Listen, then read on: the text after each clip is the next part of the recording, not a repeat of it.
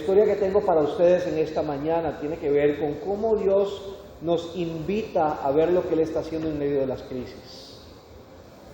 Y en medio de ese tiempo de pandemia, al inicio, con la refrigeradora llena de comida, confiados de que estábamos tranquilos para poder trabajar desde casa y comer, la refrigeradora se dañó y no era la primera vez. Pero arreglar una refrigeradora en tiempos de pandemia va a ser una cosa totalmente diferente. Vino alguien con un permiso especial, conseguir las piezas fue un lío porque el servicio técnico estaba cerrado. Finalmente lo consiguió, no sé de qué manera. Arreglaron la refrigeradora y 2 veces después se volvió a dañar. Y ya habían sido varias veces. Y no sabíamos realmente si valía la pena seguir invirtiendo en aquella refrigeradora, porque ya habíamos invertido una fortuna y seguía dañándose. En medio de eso empezamos a pedir alguna refrigeradora prestada a alguien que no estuviera en el país. La pareja de misioneros amigos nuestros nos respondieron y nos dijeron: mira, tenemos una casa en alquiler, la casa tiene algunas cositas que los inquilinos normalmente usan, pero en este caso ellos no quisieron la refrigeradora, y la refrigeradora está en una bodega, te la regalo. Vayan a buscarla, lleven la casa, es suya. Así que el reto era salir en uno de esos días de 2 horas en la calle solamente, con un transporte, recogerla, traerla y que la persona pudiera llegar de vuelta a su casa en solamente ese periodo de tiempo.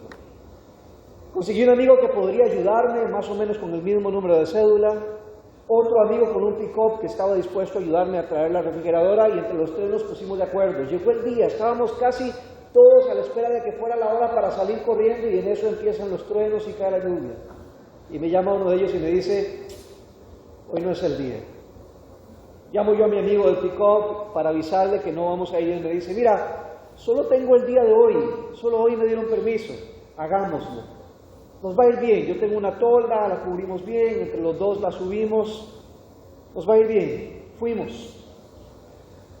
Viajamos desde Ciudad de Panamá hasta Panamá Oeste, y cuando yo llego a Panamá Oeste me doy cuenta de que la refrigeradora estaba en una bodega bajo llave, y mi amigo me había dicho que la llave la tenía su mamá en Ciudad de Panamá. Y yo dije: no puede ser posible. Mi amigo me dijo: dale, no hay nadie en la calle, tú puedes ir y volver, hay tiempo suficiente, hagámoslo hoy. Yo vine volando, recogí la calle, regresé a Panamá Oeste, abrimos la bodega, sacamos la refrigeradora, la abrimos. Los inquilinos anteriores habían dejado alguna comida adentro, así que había todo un ecosistema adentro, puede imaginarse cómo estaba eso. La cerramos, la subimos con mucho esfuerzo al pick-up entre los 2 porque era una refrigeradora bien grandota. La amarramos muy bien. Estaba bajo techo en el parqueo, le pusimos la lona y todo lo demás. Yo salí corriendo en medio del aguacero para subirme a mi auto, y cuando estoy a punto de salir escucho un golpe seco cuando el carro de mi amigo sale del parqueo. Cuando vuelvo a ver al lado veo el pick-up, pero no veo la refrigeradora montada en la parte de atrás. Debajo del carro para ver qué pasó. A eso todos los vecinos ya estaban en la calle mirando. Lo que había pasado es que él había salido y en la carrera había golpeado la refrigeradora con la parte de arriba de la carriola del parqueo. De hecho, se había doblado un poquito la carriola. Le había dado tan duro que la refrigeradora se había movido hacia atrás, por supuesto, pero estaba tan bien amarrada que en esa presión de caerse con el peso, lo que hizo fue hundir la lata del pick-up de mi amigo. Y eso hundió la lata de la cabina de atrás. Y eso hizo trizas el parabrisas, el vidrio de atrás. Así que ahí estaba la refrigeradora en la cajuela, golpeada en el piso, el vidrio roto, la lata hundida en medio del aguacero. Los vecinos nos ayudaron a levantarla otra vez, la amarramos, ahora pusimos la tolda pero en el asiento para que no entrara el agua dentro del carro. Un desastre.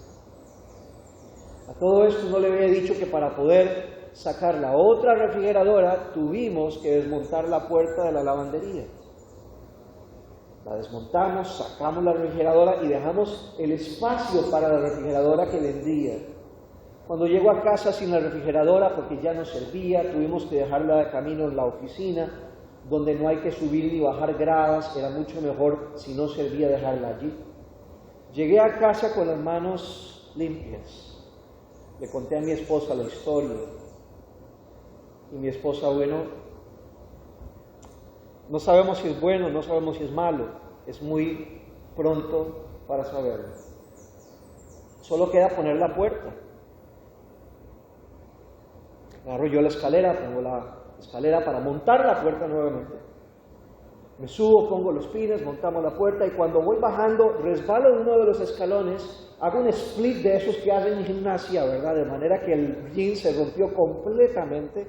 En la parte de abajo no había manera de arreglarlo. Yo tomé el jeans, lo eché, literalmente así lo eché a la basura, lo pusimos en la bolsa. Poco después pasó el camión y para la noche me llama la mamá de mi amigo para preguntarnos cómo nos había ido. Yo le digo, después le cuento.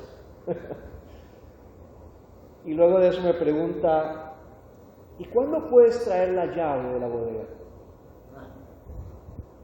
La llave de la bodega estaba en el jeans que se había roto, que se había llevado a la basura. La historia larga corta es que yo me senté encima del cooler con hielo donde habíamos metido toda la comida de la semana, mirando el espacio vacío y preguntándome, Dios, ¿qué estás haciendo? Al día siguiente, a eso de las 9 o 10 de la mañana, alguien tocó el timbre y había una refrigeradora nueva de paquete en la puerta de la casa.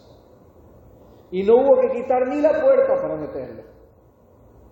Y cuando la metimos con mucho gozo, mis hijos, mi esposa y yo nos sentamos, oramos, dimos gracias a Dios. Y cuando todo el mundo volvió a sus labores, yo me quedé en la cocina, sentado encima del cooler donde antes estaba la comida, ahora mirando el espacio vacío lleno con una refrigeradora nueva, que jamás hubiéramos podido comprar con nuestro salario.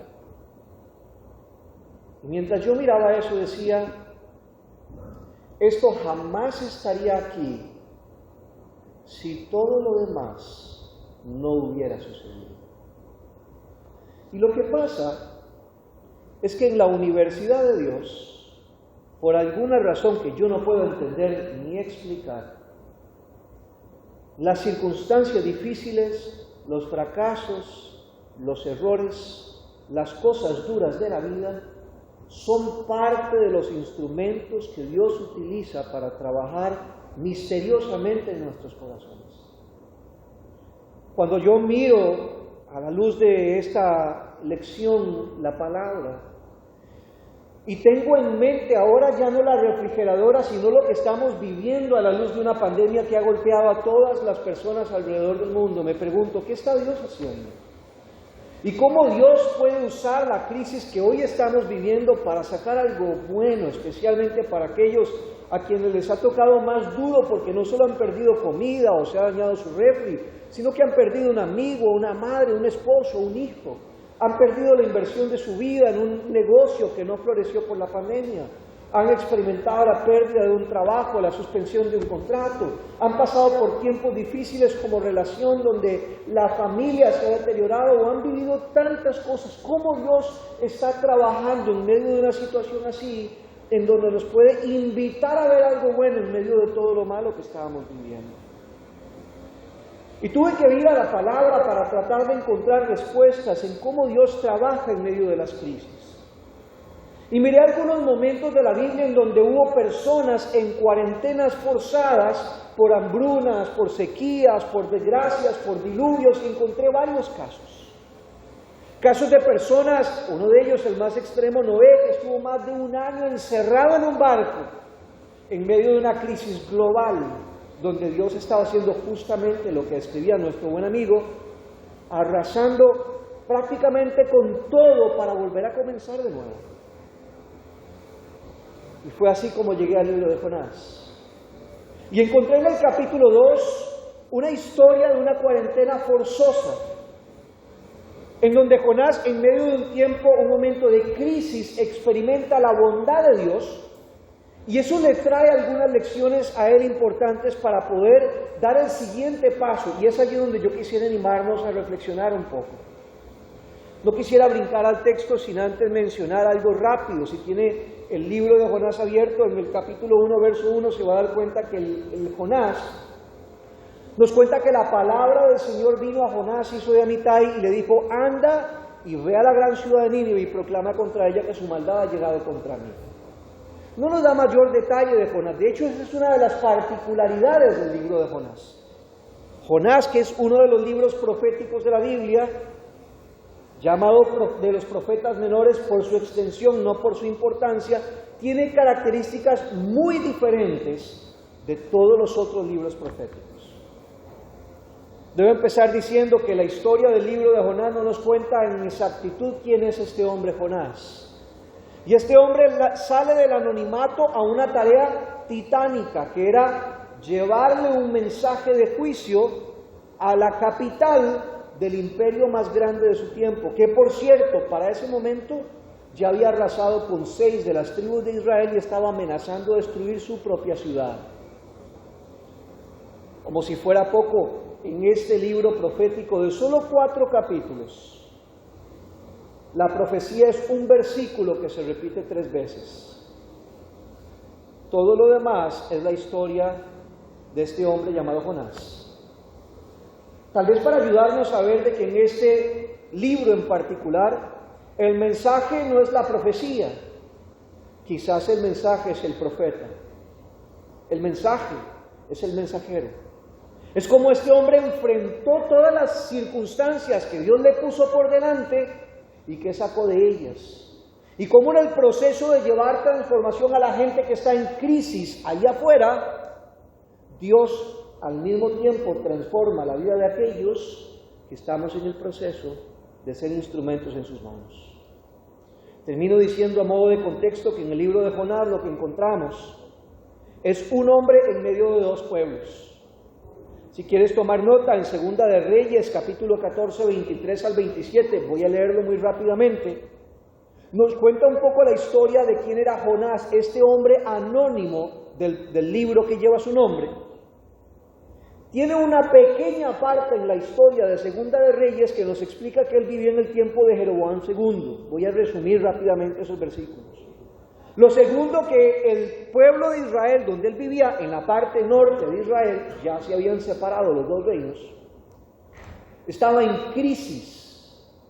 Estaba viviendo una crisis espiritual y moral terrible, al punto en que el pueblo estaba realmente sufriendo, y en medio de todo este sufrimiento, Dios levanta a un hombre llamado Jonás para ser la voz de Dios al rey y ayudarle a entender cómo navegar en medio de ese tiempo difícil a este grupo de personas religiosas. Porque los israelitas, recordarás que en ese tiempo se sentían, se llamaban, se veían a sí mismos como el pueblo escogido de Dios, aunque no vivieran de esa manera. Así que aquí tenemos a un hombre que Dios levanta para ser la voz de Dios al rey en medio de un pueblo religioso que necesita reencontrarse con Dios. Y en medio de ese contexto, Dios le habla a Jonás en el capítulo 1, verso 1 del libro de Jonás, y le dice: papito, el tiempo aquí se acabó, ahora el trabajo es allá. Y lo envía a trabajar en este lugar, en donde él sabe que su vida corre peligro, a tratar de llevar juicio y misericordia al mismo tiempo a las personas que estaban a punto de arrasar con sus propios amigos, familiares, hombres, mujeres y niños habían perdido la vida a mano de los asirios. Y eran los ninivitas, perdidos en su corrupción y en su violencia, el buen ejemplo de un pueblo irreligioso, que es exactamente el panorama de lo que vivimos hoy en día. Personas como Jonás, no con vidas perfectas, pero que tratan de acercarse, de escuchar a Dios, de seguirle y de servirle de alguna manera para ser un instrumento que Él puede usar en medio de un mundo de religiosos e irreligiosos, donde Dios está en el proyecto de transformar la vida de todos por medio de su gracia. Ahí llegamos cuando venimos al libro de Jonás. Y cuando Jonás escucha este llamado de dejar su pueblo perdido en la inmoralidad y la idolatría, y dirigirse 1200 kilómetros en chancleta, atravesando el desierto, hasta llegar a la capital de Nínive, él dice: patitas, ¿pa' qué te quiero? Y empieza a huir. Y en su vida Dios lo encuentra. Y lo encuentra en medio de una tormenta que Dios ha enviado, no solamente la ha permitido, Dios mismo la ha enviado para darle una gran lección a Jonás. Y Jonás termina siendo echado del barco, y en medio de algún rincón del Mediterráneo, perdido en el mar, él se acuerda de Dios. Ahí es donde comienza nuestra historia. Capítulo 1, verso 17, dice: el Señor por su parte dispuso un enorme pez para que se tragara a Jonás, quien pasó 3 días y 3 noches en su vientre. Y esta es una de las historias más célebres de nuestra escuela dominical, ¿no es cierto? ¿Cuántos no crecimos cantando la historia de Jonás? Él jamás se hubiera imaginado que su historia sería una de las más célebres entre los niños cristianos de los últimos siglos. Parece un cuento, a no ser porque Jesús se refirió a esta historia como una historia verídica para hacer referencia a su muerte y resurrección, y que hace unos 200 años se hubiera comprobado en la historia que hombres han podido sobrevivir en el vientre de peces por semanas. Ahí lo encuentra el Señor en medio de su desgracia, y ahí Jonás aprende 3 grandes lecciones. La primera, en el capítulo 2, es que cuando la desgracia nos golpea, cuando atravesamos la crisis, cuando estamos viviendo las consecuencias del error o aún del pecado, una de las cosas que esto lastima poderosamente es nuestra conexión con Dios, ¿no es cierto? Y empezamos a hacernos preguntas que no tienen respuestas, que a veces nos alejan de Dios, nos enfrían. Y en medio de ese silencio que Dios muchas veces guarda, en medio de la dificultad, debo decir que Jonás, que era un hombre que conocía, seguía y servía a Dios, por lo que escucho en 2 de Reyes capítulo 14, y que era el hombre correcto para la misión que él tenía para Nínive, termina huyendo de Dios cuando escucha su voz decir: ahora vamos a cambiar de dirección. Solo que Jonás no estaba de acuerdo. Y en esta nueva dirección que Jonás experimenta, yo no veo a Jonás orar ni una sola vez. Jonás, que estaba acostumbrado a escuchar y a hablar con Dios, de pronto lo primero que hace en medio de la crisis es alejarse de Él.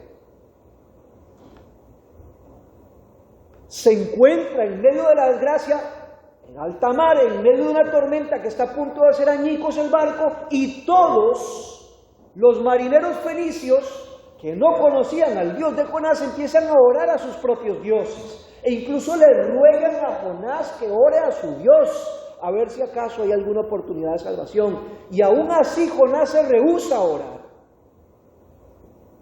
Pero no es sino que Jonás llega hasta lo profundo del mar, que él experimenta este momento difícil y se acuerda de que Dios está allí, de que el Dios de Jerusalén es el mismo Dios de Nínive y el mismo Dios de Tarsis, y que en medio de su desgracia Él no está ausente, Él está presente y Él está escuchando. Y este es el momento, capítulo 2, y déjeme leerle algunos versos que hacen referencia a esta primera gran lección. Dice: entonces Jonás oró al Señor su Dios desde el vientre del pez. Verso 7 dice: al sentir que la vida se me iba, me acordé del Señor. En el verso 2, parte A, describe algunos versos interesantes como: clamé al Señor. 2, parte B, dice: le pedí auxilio. 7, parte B, dice: mi oración llegó hasta ti. En mi angustia Él escuchó mi clamor, me respondió, y en el verso 6 parte B dice, me rescató. Tal vez Dios está en el proyecto de rescatar a los hombres y mujeres que un día ya fueron rescatados. Porque en medio de las crisis no nos damos cuenta que Dios también necesita seguir trabajando en nuestros corazones. Conocí a un amigo, Bob Durfee, que es coach para líderes en ministerio y para políticos cristianos. Y él me decía, el trabajo que Dios me dio por muchos años fue ser un rescatista. Él era un rescatista en los Estados Unidos, de esos que viajan en helicópteros para sacar a la gente en medio de las guerras cuando hay heridos. Y él puso su vida en riesgo muchas veces con tal de llevar a la gente a casa. Una vez jubilado, él dice, Dios me ha dado la misma tarea, pero en otro escenario. Hoy Dios me ha invitado a rescatar a la gente de sus éxitos y de sus fracasos, con tal de que ellos puedan recordar que Dios está actuando en sus vidas. Para mí el principio aquí es muy sencillo. En Israel, cerca del templo, el profeta no quiso escuchar más a Dios, pero en el fondo del mar, el Dios del templo lo escucha a él. Y finalmente Jonás tiene algo que decir que sale de lo más profundo de su corazón. Y ahora en la agonía de esta situación, Jonás se reconecta con Dios y está listo para hablar y está listo para escuchar. Las crisis son un megáfono de Dios para hablarnos al corazón y hacernos recordar que Él está allí. Y que la fuente de la vida y la misión fue y seguirá siendo Dios. No hay otra forma. Cuando llegó la pandemia, nosotros que trabajamos en una agencia misionera, empezamos a decir, bueno, ¿y ahora quién podrá ayudarnos? ¿Qué haces cuando todo lo que sabes hacer no sirve? ¿Qué haces? Cuando reclutamos misioneros a través de programas en las iglesias y los templos están cerrados. Cuando financiamos los proyectos y los obreros a través de donaciones en un tiempo donde las finanzas de la gente están muy golpeadas. Y cuando llegamos a comunidades en el mundo a través de misioneros que viven estratégicamente en lugares como China, Indonesia, Malasia, Afganistán, Senegal, México. Y ninguno de ellos, no importa dónde llamáramos, ninguno de ellos podía salir de su casa porque todos estaban encerrados en cuarentena, no importa en qué continente se encontraban. ¿Cómo haces para hacer la misión cuando todo lo que sabes no sirve? ¿Cuál sería el futuro de la misión frente a este panorama tan difícil? Y fue la voz de un amigo en medio de una llamada Zoom la que me devolvió la perspectiva y me ayudó a ver que el futuro de la misión no está en peligro, no está en riesgo. Porque el futuro de las cosas, de la iglesia, de la vida, de la misión, la suya y de la mía, está en las manos de aquel que escribe el futuro, Jesucristo. Y que es a Él a quien tenemos que volver en los tiempos de crisis cuando todo lo que sabemos hacer no funciona. Yo fui a Bob a preguntarle cómo atravesábamos este tiempo duro y él me dijo, la respuesta es muy sencilla. ¿Qué dice la Biblia? Y Bob me invitó a reconectarme con la voz de Dios en medio de ese tiempo duro. Y empezamos a revisar la Escritura para tratar de encontrar respuestas a nuestras preguntas. Y encontramos respuestas tan prácticas como esta. ¿Cómo reclutamos misioneros? La Biblia dice, ora al Padre que envíe obreros a su mies.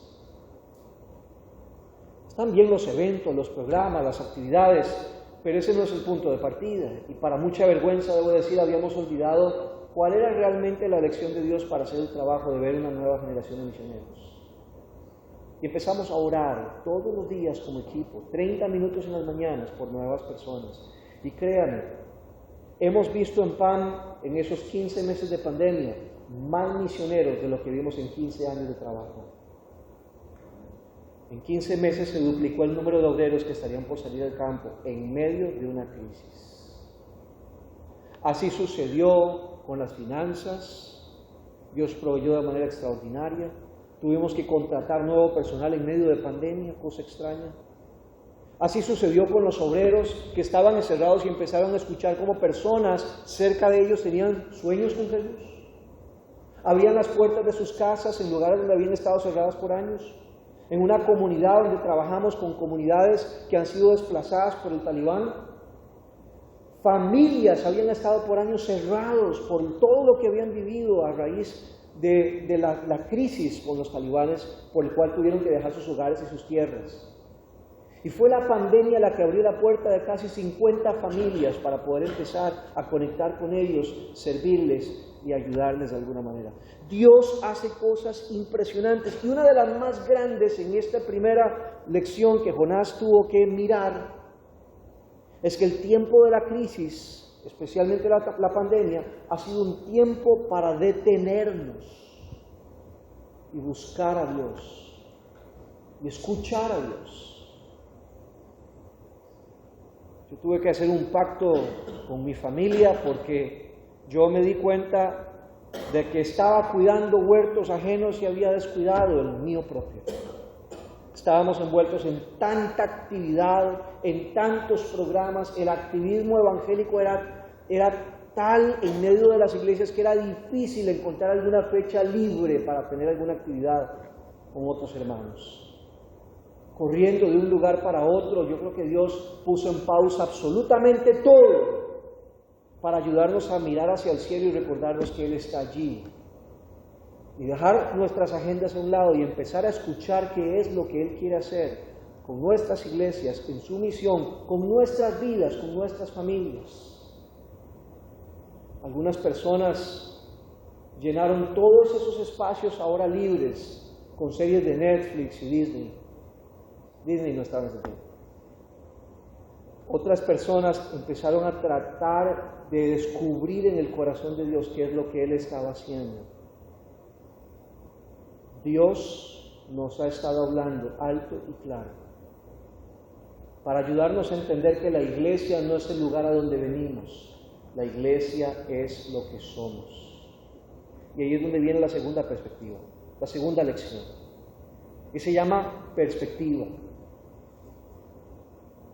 En el verso 9, capítulo 2, encontramos a un hombre 3 días en el vientre de un pez en lo profundo del Mediterráneo, y podrá usted imaginarse la incomodidad en todos los sentidos que esto puede representar para este hombre.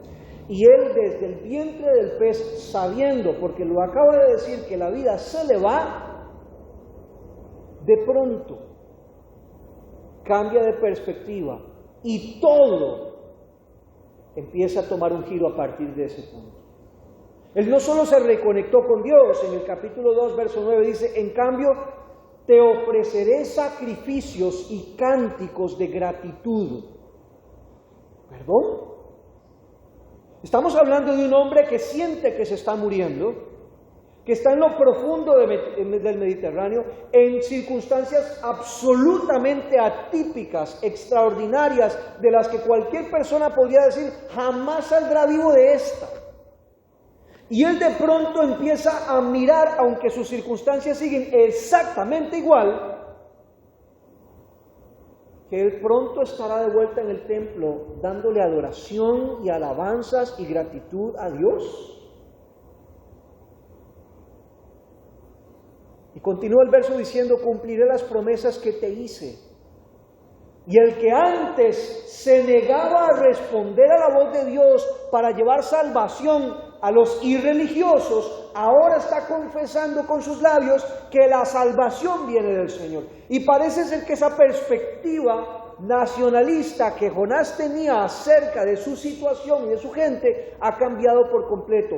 Y aunque sus circunstancias siguen siendo las mismas, su perspectiva de las cosas, su reconexión con Dios, le ha dado la oportunidad de mirar el futuro con esperanza, aunque todo lo que está viviendo dice lo contrario.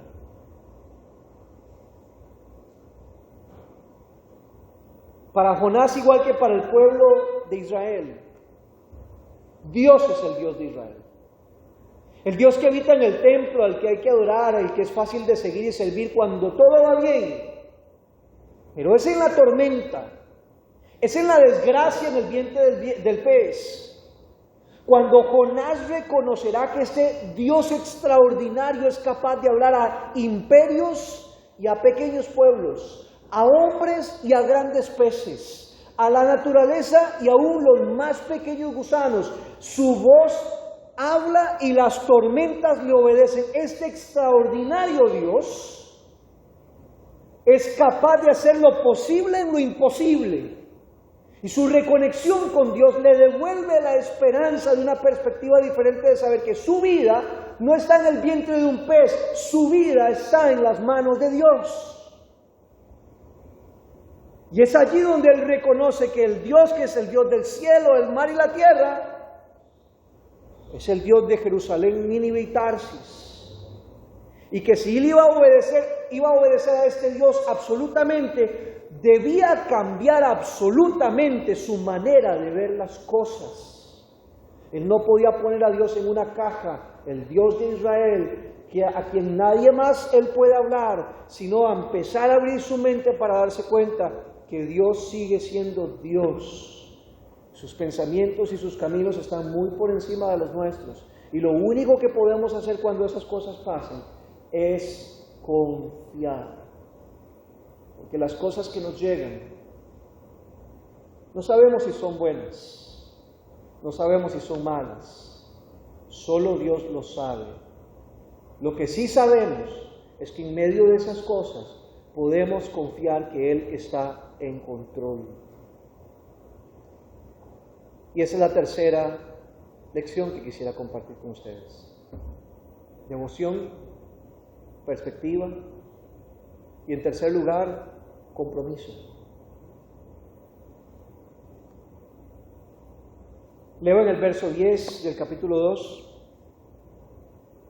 que entonces el Señor dio una orden y el pez vomitó a Jonás en tierra firme.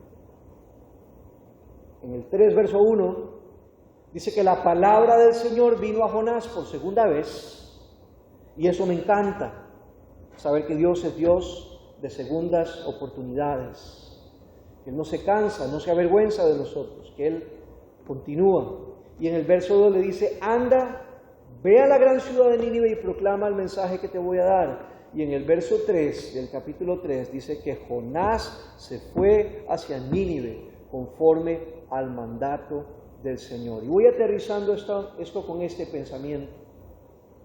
El pez no fue la gota que derramó el vaso de un mal día de Jonás. No lo fue.